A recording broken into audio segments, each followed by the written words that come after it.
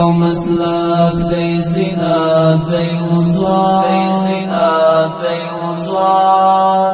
زحمت پر اختیار دی عزت دی وزوان تعبیر د تصویر تنویر دا مسیر مبهم. بسم الله الرحمن الرحیم. سلام، وخت مو په خیر. د تخنیکی او مسلکی زده کړو ملي ادارې د ماښام اوه بجو خبري ټولګي ته ښه راغلاست. نن سې شنبې د 1403 لمریز کال د چنګاښ میاشتې 19مه نیټه ده. د خبرونو سرټکي. د تخنیکی او مسلکی زده کړو ملي ادارې تخنیک ټیم د یو لړ مراسمو په ترڅ کې وستایل شو. د تخنیکی او مسلکی زده کړو ملي ادارې د سرپرست او د لوړو زده کړو د وزیر ترمنځ دوه اړخیزه ناسته ترسره شوه او د تخنیکی او مسلکی زده کړو ادارې پلاوي د تخار له مرستیال والي سره ناسته ترسره کړه. زه مرتضی احمدی یم. د خبرونو پایل. د تخنیکی او مسلکی زده کړو ادارې اړوند یو ټیم چې د چین هیواد په کمربند او لارې سیالۍ کې ګډون کړی و د تخنیکی او مسلکی زده کړو ملي ادارې د مشرتابه لخوا وستایل شول. نوموړو په نړیوالو سیالیو کې د افغانستان په استازیتوب ګډون درلود او وتوانېدل چې د روباټیک په برخه کې د 1 بیلابیلو هیوادونو ترمنځ د سیالیو په لړ کې څلورم مقام خپل کړي. نورحال د عبدالنظیر نوری په ریپورت کې. تقدیر از تیم روباتیک اداره تعلیمات تکنیکی و مسلکی. تیمی از اداره تعلیمات تکنیکی و مسلکی که در رقابت بین المللی کمربند و راه کشور چین اشتراک کرده بودند تقدیر شد.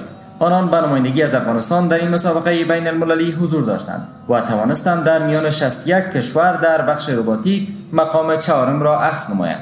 در کنار این برگزار کنندگان مسابقه کمربند و راه یک تن از استادان اداره تعلیمات تکنیکی و مسلکی را باعث داور بین المللی در این مسابقه انتخاب نمودند. الحاج مولوی غلام حیدر شهامت سرپرست اداره تعلیمات تکنیکی و مسلکی در مراسم تقدیر از تیم روباتیک این اداره گفت که این دستاورد برای مردم افغانستان بسیار نیک و مبارک است. واقعا افتخار آفریدن برای افغانستان ما و شما، خصوصا اداره تعلیمات تکنیکی و مسلکی.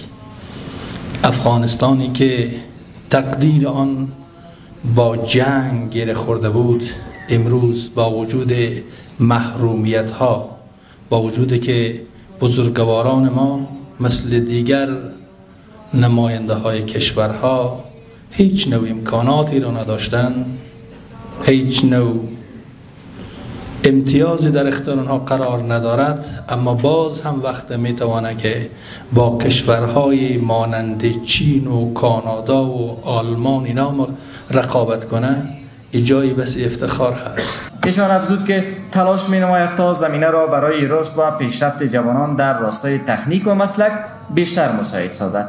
در همین حال استاد زکریا عمری و استاد فریدون بختیاری به نمایندگی از تیم اداره تعلیمات تکنیکی و مسلکی درباره چگونگی برگزاری مسابقه بین المللی کمربند و راه توضیحات دادند. محترم استاد عمری گفت که اشتراک آنان در این مسابقه دستاوردهای مختلفی داشته است و افزود که آنان در کنار برنده شدن مقام چهارم توانستند مهارت‌های بیشتری را نیز بیاموزند. در پایان این برنامه محترم مولوی غلام حیدر شهامت به سوالات و پرسش‌های خبرنگاران نیز پاسخ داد. ایشان اضافه کرد که از تمامی امکانات برای پیشرفت و زمینه‌سازی حضور استادان و مسئولین اداره تعلیمات تکنیکی و مسلکی در مسابقات بین المللی دریغ نخواهد کرد. د تخنیکی او مسلکی زده کړو ملي ادارې سرپرست الحاج مولوی غلام حیدر شهامت د هیواد د لوړو زده کړو له وزیر محترم شیخ محمد ندیم سره دوه اړخیزه ناسته ترسره کړه. د دې غونډې محور د دواړو بنسټونو ترمنځ د ګډو همکاریو او تجربیاتو تبادله ویل شوې ده. په همدې حال کې د تخنیکی او مسلکی زده کړو ادارې سرپرست د یاد ادارې د پروګرامونو په اړه توضیحات ورکړل او دواړو لورو په بیلابیلو نورو موضوعاتو او د ګډو همکاریو پر څرنګوالي خبرې وکړې. په دې کتنه کې د تفاهم لیک پر بنسټ د ظرفیت لوړونې، نصاب او علمي څېړنو په برخه کې د همکاریو پر پایل هوکړه وشوه.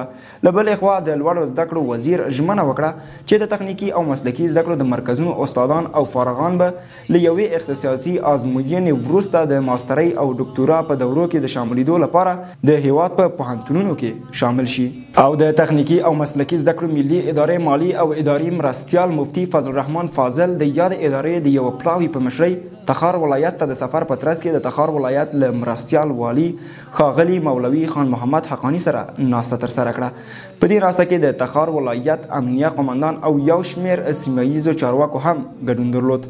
ښاغلي مفتي فاضل او د تخار ولایت مرستیال والي په دې لیدنه کې د تخار ولایت د تخنیکي او مسلکي زده کړو د مرکزونو اړوند په بېلابېلو موضوعاتو خبرې وکړې. په ورته وخت کې د تخار ولایت مرستیال والي د تخنیکي او مسلکي زده کړو ملي ادارې وروستي فعالیتونه او لاسته راوړنې وستایلې. د تخنیکي او مسلکي زده کړو ملي ادارې د ماښام 7 بجو خبرونه همدلته پای ته رسیږي. تر بیا چې زه مرتضی احمدي ستاسو درانه چوپړ ته حاضرېږم، تاسو ټول په لویه بښونکي خدای سپارم.